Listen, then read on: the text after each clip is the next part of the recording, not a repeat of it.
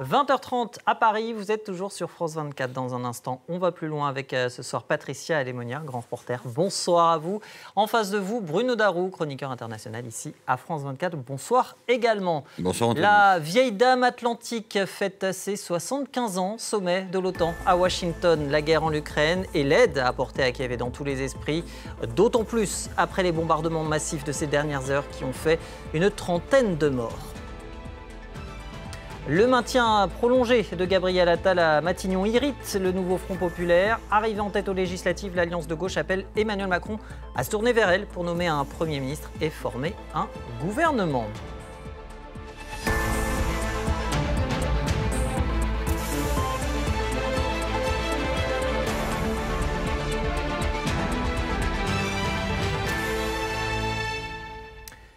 Cela fait 3/4 de siècle que l'OTAN a vu le jour et pour l'occasion, l'Alliance Atlantique réunit ses 32 membres en sommet à Washington dès aujourd'hui et jusqu'à jeudi.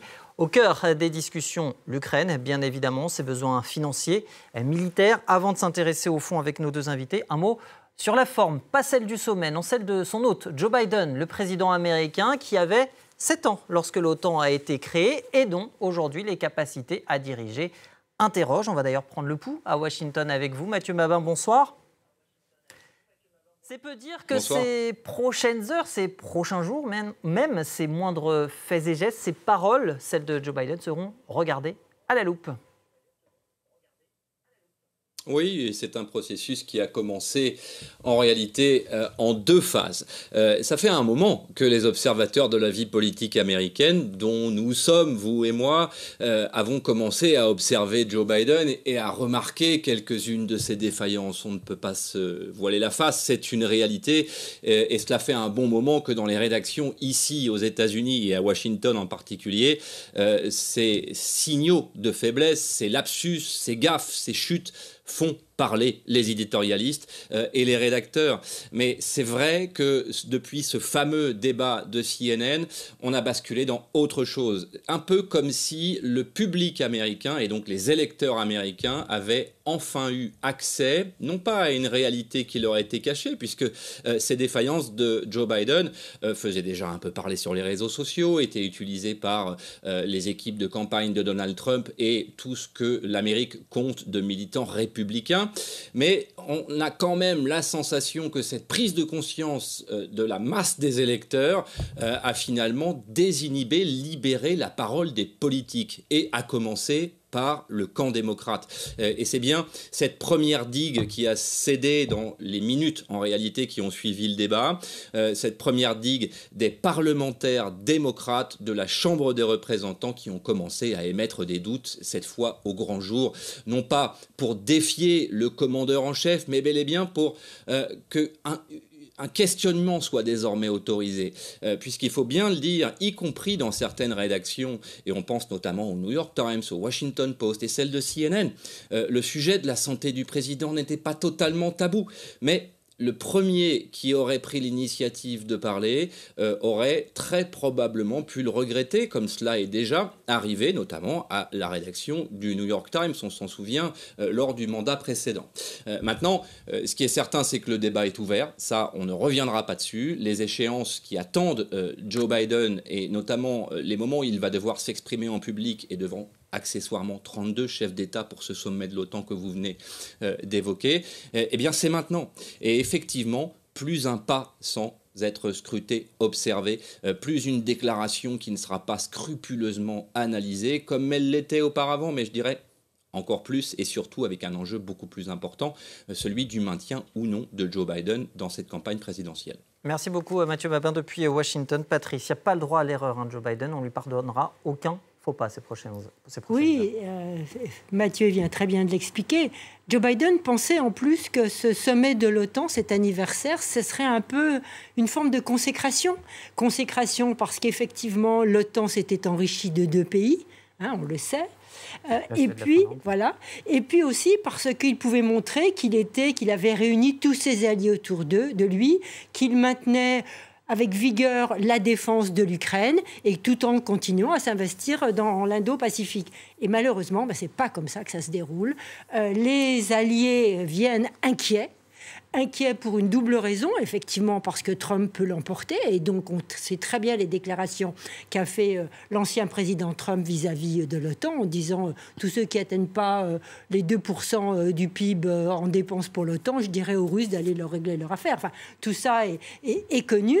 Et puis inquiet donc par rapport à Donald Trump, et puis aussi inquiet par rapport à ce que vient de dire Mathieu, parce qu'un président qui a des absences, un président qui dit qu'il faut qu'il s'endorme à 20h parce que le soir après, il ne peut plus gouverner pratiquement, ça peut inquiéter quand même les alliés.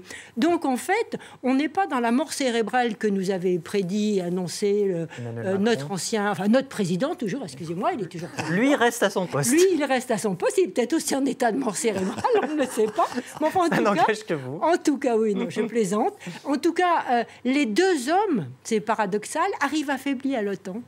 Emmanuel Macron en reparlera sûrement, et le président Joe Biden arrive affaibli dans ce sommet qui devait pourtant le consacrer vis-à-vis aussi de son électorat. Alors on va voir, hein, peut-être va-t-il, par un coup de magie, faire des déclarations et une conférence de presse remarquable. On ne sait pas. C'est intéressant d'ailleurs de noter, Bruno, qu'il n'y a pas eu, depuis le débat en tout cas, de commentaires de la part de Donald Trump, lui qui en général est plutôt prompt à commenter justement sur ce maintien dans la course à la Maison-Blanche de son adversaire démocrate. Oui, alors il a fait quand même un petit commentaire, il a dit qu'il pensait que si c'est de toute façon Joe Biden resterait candidat. Voilà. Mais c'était bref, assez sobre pour Donald Trump. C'est pas forcément typique de Donald Trump d'ailleurs. Non, c'est pas forcément typique de Donald Trump parce que en fait Donald Trump, il lui suffit de montrer les errements, les moments de fatigue de Joe Biden pendant le débat, ce qu'il a très bien fait lors du débat du 27 juin, d'une part, et d'autre part, il doit certainement se dire, et ses équipes aussi, qu'il vaut mieux rester avec Joe Biden, qui est affaibli, qui est en recul dans les sondages, plutôt que peut-être de voir quelqu'un d'autre le remplacer, y compris Kamala Harris. Alors là, je parle sous le contrôle de Mathieu Mabin, mais moi j'ai vu des sondages qui montrent que Kamala Harris, que l'on disait pas très aimée, pas très appréciée, etc., eh ben, dans les derniers sondages, elle fait mieux que Joe Biden. Donc, pour le moment, pour Donald Trump, c'est tout bénéf, comme on dit, tout bénéfice. Donc, effectivement, il n'a pas eu besoin d'en rajouter. Il le refera ensuite, lors du débat suivant au mois de septembre, si c'est toujours Joe Biden. Et puis là, il laisse les démocrates se dépatouiller avec tout ça. Et il observe ça très certainement avec gourmandise. Est-ce que si Donald Trump revenait à la Maison-Blanche, donc en novembre prochain, ce comeback potentiel déstabiliserait l'OTAN au vu des crises? Parce que certes, il a déjà été en poste, mais au vu des crises actuelles, je pense évidemment à la guerre en Ukraine. Alors, c'est très difficile de vous dire parce que s'il y a bien quelqu'un qui est imprévisible, c'est bien l'ancien président américain. On ne sait pas ce qu'il va faire. Il a beau avoir annoncé, d'abord il avait dit je serai un dictateur pendant 24 heures, et puis aussi il a dit je réglerai la guerre en Ukraine avec un petit coup de fil avec mon ami Poutine, et puis en un jour l'affaire est réglée. On ne sait pas ce que fera Donald Trump, parce que n'oubliez pas que c'est avant tout un pragmatique et un homme d'affaires, un businessman.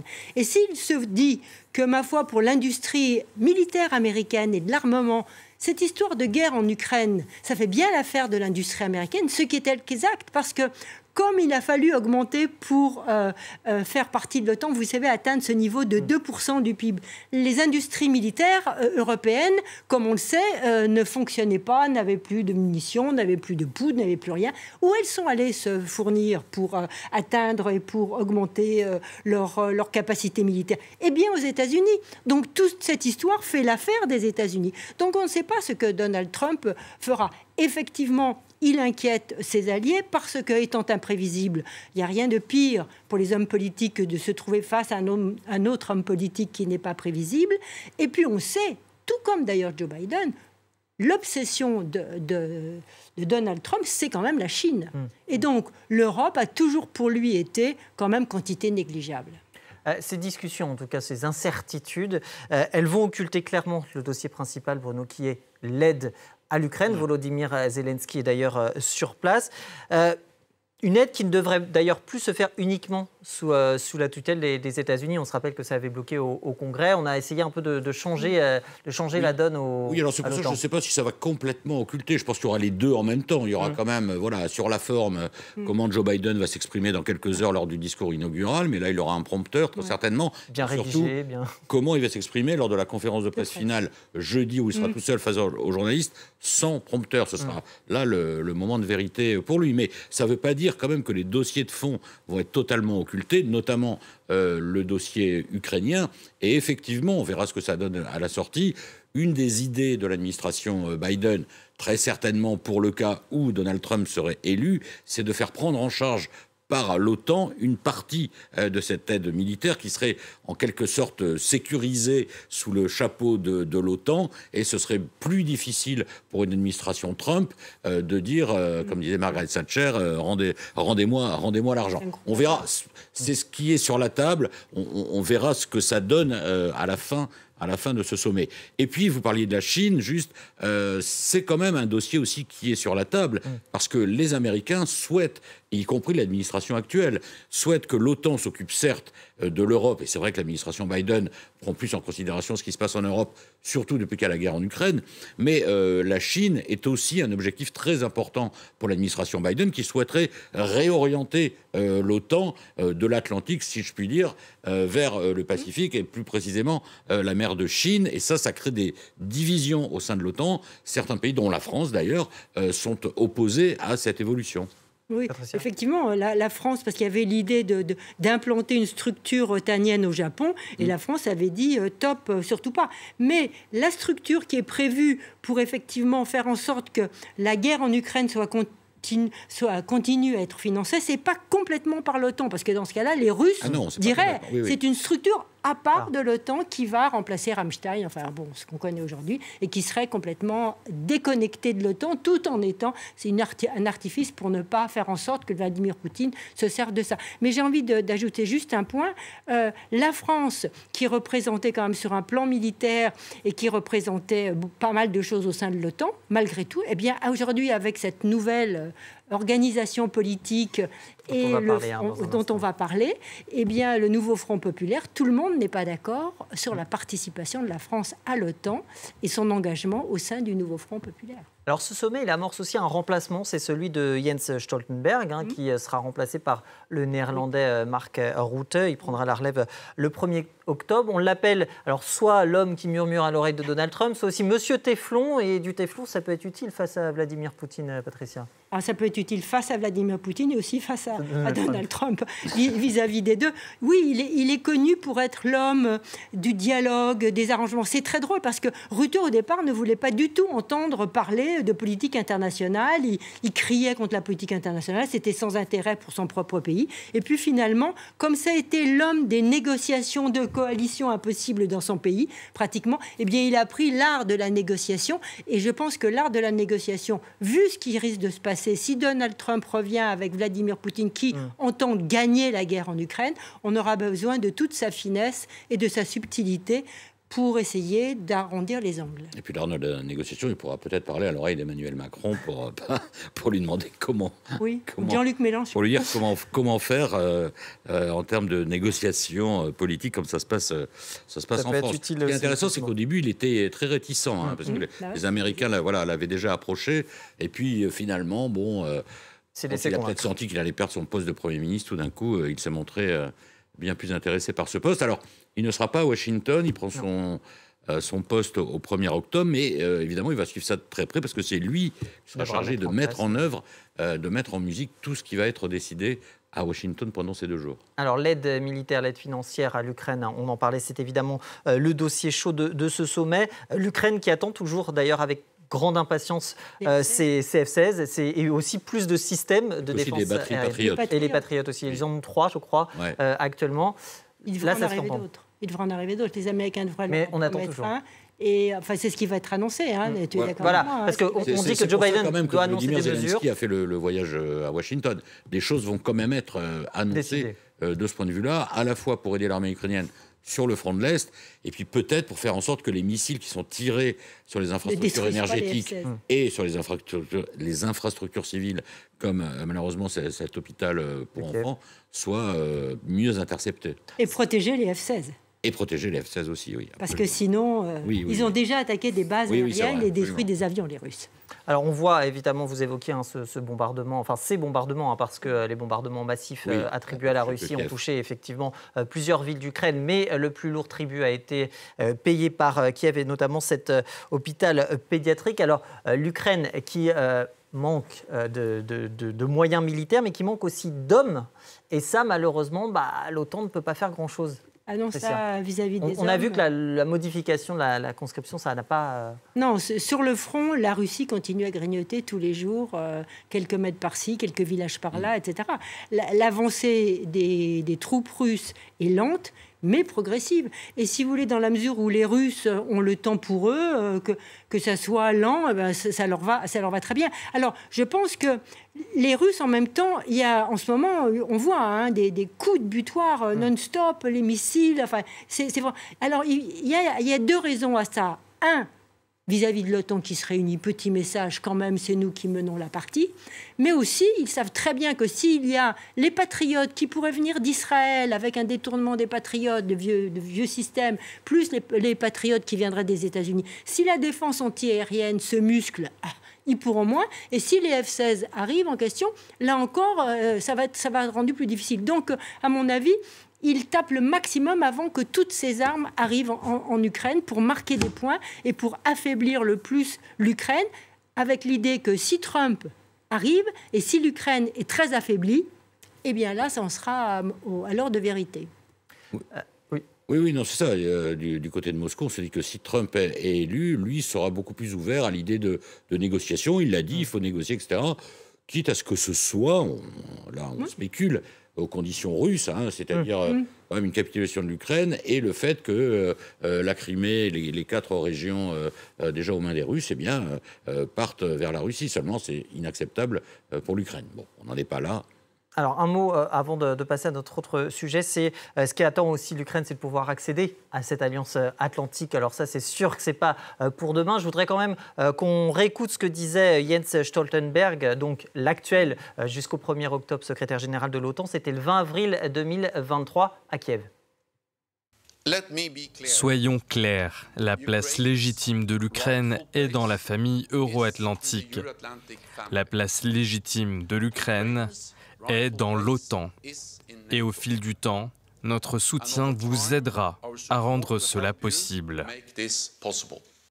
Quand on regarde ça, un an après, on se dit que finalement, c'est plus une déclaration de bonne intention qu'autre chose. Oui, alors je crois que le communiqué final aussi, c'était l'avenir de l'Ukraine et dans l'OTAN. Voilà, c'était ça. Bon, alors peut-être qu'il y aura une formule. Évidemment, les Ukrainiens insistent, mais d'abord, c'est très problématique parce que intégrer un pays dont une partie des territoires est occupée par un pays, ça veut dire qu'à ce moment-là, on déclenche l'article 5 tout de suite. Impossible. Donc c'est absolument impossible. Bon, donc on va trouver une formulation pour donner de l'espoir à l'Ukraine. Mais enfin, franchement, c'est pas pour demain. Oui, espoir donné à l'Ukraine, mais surtout ce qu'attend le président ukrainien, c'est des armes. Il ne faut pas se leurrer. Il veut poursuivre effectivement cette démarche pour montrer essentiellement à son peuple que derrière lui, il a le temps.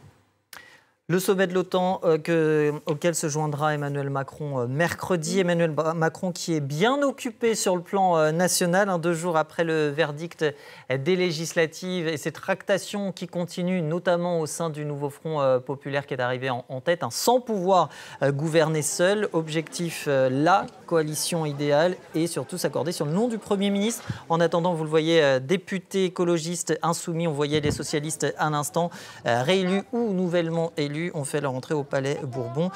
Tout sourire, pas de fumée blanche pour Matignon, encore Patricia Lémonière. Le socialiste Olivier Faure, que l'on a vu à l'instant, s'est dit prêt à assumer les fonctions de Premier ministre. On l'écoute. J'ai dit que dans la fonction qui est la mienne aujourd'hui, celle de premier secrétaire, tous mes prédécesseurs étaient toujours soumis à la fois à leurs devoirs et avec enthousiasme assumer la fonction primo-ministérielle et donc j'ai dit que j'y étais prêt. J'y suis prêt, mais je le suis dans le dialogue avec nos partenaires parce que je pense que personne ne peut s'imposer à personne et qu'il y a aujourd'hui nécessité de faire avancer d'un même pas l'ensemble du nouveau Front populaire. Patricia, il pourrait être l'homme du compromis parce que, en apparence en tout cas, moins clivant, Olivier Faure. Alors, en tout cas, pour l'instant, pour LFI, il n'est pas du tout l'homme de la situation. J'ai écouté encore les dernières déclarations de plusieurs membres de LFI. Non, c'est eux qui doivent être pour LFI. C'est ce qu'a répété Mathilde Panot, effectivement. Et c'est ce qu'a répondu encore l'ancien président de la Commission des Finances. Voilà, enfin, ils n'arrêtent pas tous, les uns après les autres, pratiquement, à répéter ça en se positionnant différemment ou en oubliant ou en disant que peut-être sur Jean-Luc Mélenchon. Je crois que les tractations sont excessivement difficiles parce que même s'ils disent tous, alors ils ont un point quand même commun qui est intéressant, c'est qu'ils disent tous, oui, on est pour l'application et que l'application de notre plan, en quelque sorte, avec des mesures très à prendre très directement par décret. Après, tout ça, ça ne nous fait pas un homme, ni une femme d'ailleurs. Donc certains, ils disent que ça sera peut-être les écologistes, la responsable du parti écologiste, qui serait bien, voilà. D'autres, effectivement, le PS, enfin... Ils vont discuter, ils disent tous qu'ils vont y arriver. Bon, eh bien, écoutez, prenons quitus de ce qu'ils disent. De l'autre côté, on a effectivement les LR qui ferment la porte à toute officiellement à tout accord, et l'ancienne majorité qui tente, vaille que vaille, de rêver d'une autre coalition sous un autre nom. Coalition du Grand Centre. Voilà. Alors ça, justement... Oui, en fait, c'est un peu une course contre la montre, quand même. C'est-à-dire qu'en gros... Parce que dans 9 jours, oui, puisque l'Assemblée nationale se réunit le 18 juillet. Mais une course contre la montre, parce qu'évidemment, la gauche, l'alliance de gauche, là, le NFP, qui dit nous, on est arrivé en tête, donc c'est légitimement vers nous que le président doit se tourner. Emmanuel Macron, pour le moment, il n'y dit rien. Plutôt silencieux, justement, parce qu'ils n'ont pas trouvé encore la personnalité qui pourrait être représentée à Matignon. Et ensuite, je pense qu'il joue avec le temps, ce que lui permet parfaitement la Constitution. Autant les délais, là on parlait du 18 juillet, sont écrits dans la Constitution, autant le président, il peut prendre son temps pour nommer un Premier ministre, puisque le gouvernement Attal, pour le moment, est maintenu. Et il se dit... C'est perçu d'un mauvais œil, Moi, je pense qu'il espère que le front de gauche va commencer à se fissurer, qu'ils vont tous se chamailler, d'autant plus qu'en fait, ce qui se joue aussi, c'est le rééquilibrage au sein du nouveau Front populaire entre LFI, qui avant était très dominant, et le PS, qui a repris du poil de la bête, ils sont quasiment à égalité. C'est ça aussi qui se joue. Il doit se dire, ils vont pas y arriver, et s'ils n'y arrivent pas, là, je me tourne vers la coalition Ensemble et LR, mais sauf que là aussi, pour le moment, ça paraît très fermé. Seulement, à un moment donné, mais on ne sait pas quand, à un moment donné, il faudra bien que ces députés se mettent à travailler et qu'il se passe quelque chose, puisqu'on ne peut pas dissoudre l'Assemblée nationale. Mais je pense que Emmanuel Macron joue là avec les nerfs et le temps, alors que eux mettent d'ailleurs, ils l'ont fait il y a quelques heures, ils mettent la pression sur Emmanuel Macron pour lui demander de choisir un Premier ministre. Mais le problème, c'est que pour le moment, ils n'y arrivent pas eux-mêmes. Parce qu'ils voient dans cette volonté de prolonger Gabriel Attal à Matignon une sorte de coup de force, justement. Ils peuvent faire un jour une motion de censure parce que le président n'a pas accepté sa démission. Donc il est toujours Premier ministre en titre, et donc à un moment donné, après le 18, il peut faire une motion de censure. Et dernier point, il faut dire que c'est la première fois dans nos 3 cohabitations qu'un président se retrouve face à une chambre où il n'y a pas de majorité. Pas de majorité et opposé. Et pas de leader incontesté. Parce qu'à chaque fois, avant, il y a eu Chirac, il y a eu il y avait toujours une majorité. Il y avait Jospin, voilà. Non, mais il y avait les deux. Il y avait une personne qui incarnait, qui se démarquait, ce qui n'est pas le cas, effectivement, aujourd'hui. Ce sera malheureusement le mot de la fin. Merci Bruno Darroux, merci également à vous, Patricia Lémonière. Avant de se quitter, je voudrais tout de même...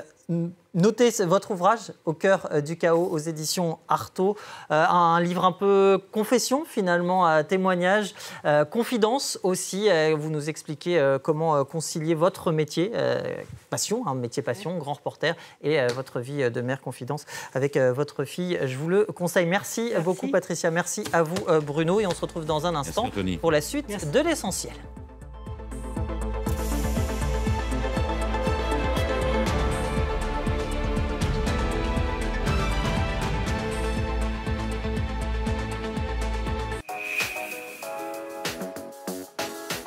Bienvenue à tous pour la 78e édition du Festival d'Avignon. Spectacles, chants, danse et même cirque, tous les arts sont célébrés ici pendant 3 semaines. Plus de 1600 spectacles sont proposés à travers la cité papale. Et puis fait marquant cette année le grand retour de la comédie française. Sens même de notre métier, hein, d'aller chercher dans le répertoire des histoires ancestrales qui aujourd'hui peuvent nous donner la force de réfléchir d'abord, de se regarder un peu et peut-être d'aller au combat. Ne manquez pas notre émission spéciale de À l'affiche, Avignon, capitale des arts. À l'affiche, sur France 24 et france24.com. L'actualité africaine, c'est tout de suite sur France 24. À la une ce soir. On peut dire clairement que la pression est sur le ministère. Politique, économie, développement, art, toute l'actualité africaine est sur France 24. Sur le terrain, nos journalistes interviennent dans chaque pays, dans chaque région, pour témoigner de l'émergence d'un continent aux richesses inégalées. L'Afrique, c'est une histoire que nous écrivons ensemble pour vous sur France 24. De l'Afrique, restez avec nous, l'info continue sur France 24. Liberté, égalité, actualité.